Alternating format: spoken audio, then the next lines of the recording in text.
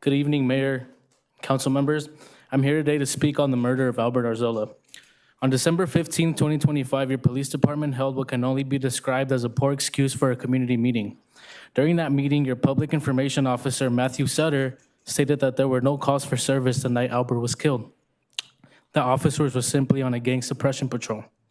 But we all know what these patrols have become, a tool used to target, discriminate against, and harass people in underserved communities under the label of proactive policing. And because of that, officers made contact with Albert without any legitimate reason. The excuse given was tagging, yet the surveillance video released by Anaheim PD clearly shows Albert standing in the middle of the street, not tagging anything. I want to speak from a place of knowledge and responsibility. I am pro-Second Amendment. I own firearms. I've completed firearm safety training, and the very first rule you learn, the rule that's drilled into your head from day one is you never draw your firearm unless your life is in immediate and imminent danger. The second rule is trigger discipline. Your finger stays off the trigger until you have assessed the situation and made a conscious decision to fire. Officers receive the same training, and they know these rules. So why did your officer jump out of his car with his gun already drawn, finger already on the trigger, ready to fire before assessing anything?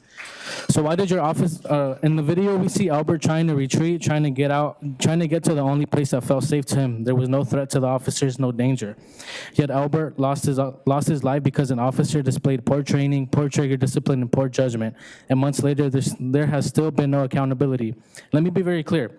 If I as a civilian did the exact same thing these officers did without a badge and without swearing an oath to uphold the Constitution, I would be in jail for murder. That double standard destroys trust, it destroys legitimacy, it destroys any sense of justice. I also want to share something personal. I grew up wanting to be a police officer. I wanted to join gang unit as well, but that changed when I started getting harassed by those same units in Los Angeles using the same exact tactics we're seeing here. I've been unlawfully detained. I've had my car unlawfully searched. I've had spotlights shine in my face. I've been harassed more times than I can count. And I'm a 3.8 GPA social work student. If this is how you treat people who are doing everything right, imagine how you treat people you've already labeled as suspects.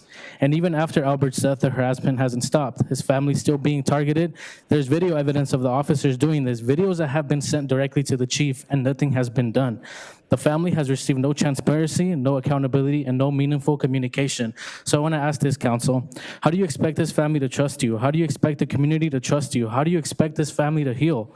Their son, cousin, boyfriend, brother, and uncle was killed. Was that not enough damage and trauma? Albert deserved to live. His family deserves answers, and this community deserves a police department that protects life instead of taking it. The time for silence is over. It's time for this city to finally do what is right. Justice for Albert Arzola. Our next speaker.